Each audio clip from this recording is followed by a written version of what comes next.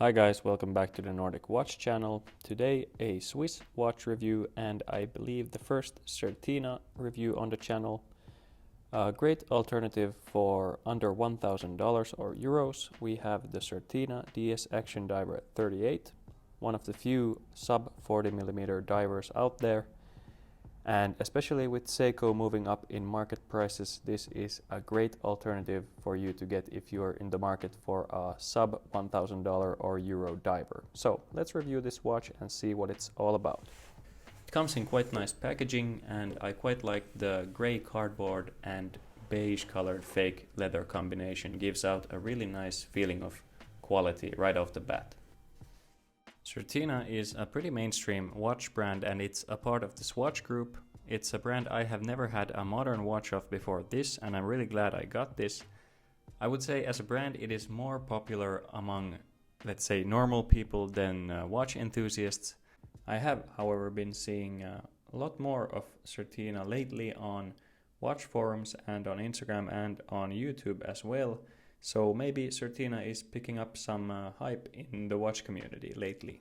The DS Action DIver 38 comes in 6 different color variations. There are black, blue and green dial versions, and all of those variations also come in a two-tone variation. The MSRP of this model is around 800 euros or dollars, but I have been seeing this for a 20% discount at several ADs in the past months. I was actually lucky enough to trade my Yema Flygraph pilot's watch to this Certina and I didn't have to pay anything in between, so that was a good deal. Now, one of the biggest appeals of this watch is the nice dimensions. So this watch used to be available only in 43mm, but now Certina has come out with this 38mm version. So the diameter is 38mm. We have a lug-to-lug of only 45mm, a nice thin 12.2mm thickness, and we have, unfortunately, a lug width of 19mm. So all in all, a very compact package, which makes it the perfect size for pretty much any wrist. The compact size of this watch makes it a great everyday piece, but make no mistake, this is also a proper tool watch. It is ISO 6425 certified, so an official diver with water resistance up to 300 meters.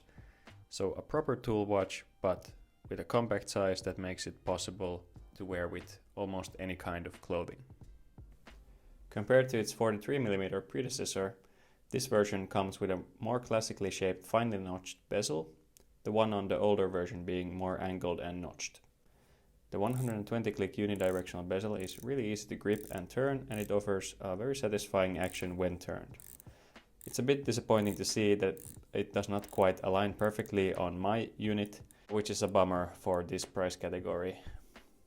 The insert is aluminium, but I personally love the shade of blue on this one, and I often prefer aluminium inserts to ceramic because of the more retro look. The shape and feel of the case is a clear step up from entry-level Japanese quality, which is the level that I'm used to for the most part. The screw-down crown is hugged nicely by 2 prominent crown guards, and the crown guards are protecting the only polished surface on this case, which is the crown itself. And I really like the design with the crown guards, and the screw-down crown really sits in there nicely. The angles of the case are really nicely executed. I took some shots with my wannabe macro lens and I think these look really impressive. The bracelet also fits pretty much seamlessly with the lugs, something that is often disappointing for entry-level Seikos or even the Seiko Sumo, as I have shown you many times.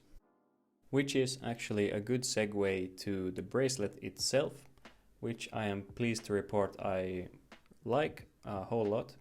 So the watch comes on a solid 3-link bracelet that is entirely brushed, as is almost the entire watch also.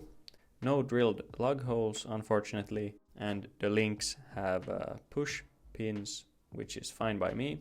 Unfortunately, starts at 19mm at the lugs, as I mentioned already, tapering down to about 17mm at the clasp. We have solid links and also solid end links, We have a nice milled clasp with push buttons and a pretty basic diver's extension. Personally, I think that the diver's extension feels a bit cheap. It's just pressed metal and could have done without it, but of course it's nice to have in case you do want to wear this on a diving suit or something else. Feels pretty robust when you move it around, and it doesn't make a whole lot of noise when you shake it, which is a good sign. One thing that is worth mentioning, however, is that the first middle link is protruding outwards, so that actually increases the kind of like lug to lug distance on the watch, because it makes the bracelet fall down further from the watch case, effectively making the watch sit larger on the wrist. So that's a good thing to keep in mind, but with this watch being 38mm only, that doesn't really bother me. It's actually pretty nice that it gives a little bit of more of wrist presence. One big negative with this bracelet is that it only has one position for micro adjustments, which I just can't understand why they would do that. That's really annoying. They did include health links in the bracelet, which makes it easier to still get a better fit, but it's much more hard work to adjust your bracelet if your wrist swells up during the summer or something.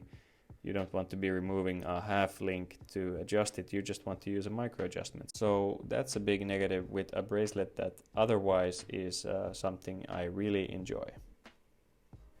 Protecting this beautiful sunburst blue dial, we have a sapphire crystal that, to my understanding, only has AR coating on the inside, which is a big plus.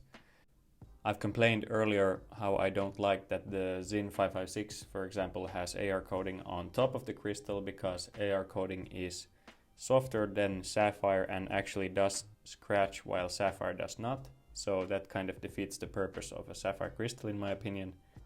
Often the appeal being that it doesn't scratch. The applied indices on the dial are round and triangular. The hour hand is shaped like an arrow and it's really prominent.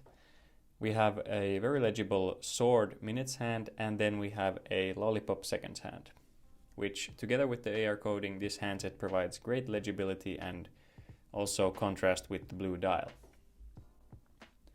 The blue dial looks great in many different lightings and gives a lot of different looks depending on the light. For example, here when I put this watch in direct sunlight, the sunburst blue comes out almost like a laser beam on the dial here, which looks pretty cool. But then in different lightings, in dark lighting, it looks almost black. And the date window looks surprisingly good at the 3 o'clock position, even though a 6 o'clock position date window often looks more symmetrical. But they have done a great job here by making the date window white, and if you look at it from a distance, it actually really resembles the 9 o'clock index, this 3 o'clock date window. So I think that gives an overall really nice and symmetrical look on this dial. On the dial we have a printed Certina logo and the text Certina 1888, DS Action Powermatic 80, Diver's watch 300 meters. The blue Super Luminova Lume has a nice and bright blue color. As you might expect with an ISO certified diver, it is very legible in the dark thanks to those distinct hands and differently shaped indices. Not surprisingly, it's not quite as bright as Seiko's LumiBright, but it's still pretty bright. Behind the nicely finished turtle caseback lies the Powermatic 80 movement. The movement is based on the classic ETA 2824, but it runs at a slower pace of 21,600 beats per hour to provide a whopping 80 hours of power reserve in return. So just to put that in perspective, you can put this watch down on Thursday night with a full power reserve and then pick it up Monday morning and it will still be running. The movement comes with 25 joules, an anti-magnetic balance spring and a date function. The screw-down crown threads smoothly and the winding action is smooth as it usually is in ETA movements. The watch is super comfortable on my 6.5 inch wrist, and the protruding end links don't cause any trouble at all. It has a slim profile with those slightly downward angled lugs, but it is not lacking in wrist presence. There's no doubt that this watch would look great on different 19mm straps, but unfortunately I don't own any, so I can only show it to you on this 18mm collar rep strap.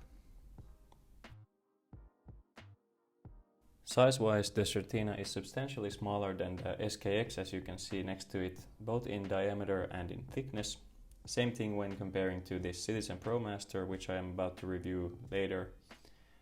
And here it is next to the 38mm Sin 556A. The Sin almost looks larger because the diameter is almost all dial and no bezel. Actually, the look of this DS Action Diver really reminds me of the Tudor Black Bay 58 in blue. So, wrapping this review up, I conclude that this watch is a great alternative in the sub $1,000 or Euro category, especially if you're in the market for a smaller diver. The size is great for any wrist size, and the specs of this watch are second to none in this category. The only few flaws I found personally are quite minor and haven't bothered me in my daily use of this watch, and were mainly about the bracelet. I'll do my best to find deals for you down in the description below, so check those out if you feel like supporting the channel. You don't even have to buy the products on the links, you can just use the links and then buy your daily Amazon needs. Everything helps. I did this video in a little bit of a different style than before, so drop me a comment below if you preferred this review to my previous ones, or if you preferred my old way of filming and talking at the same time. It'll be greatly appreciated. Thanks for watching, and I'll see you in the next video. Bye bye.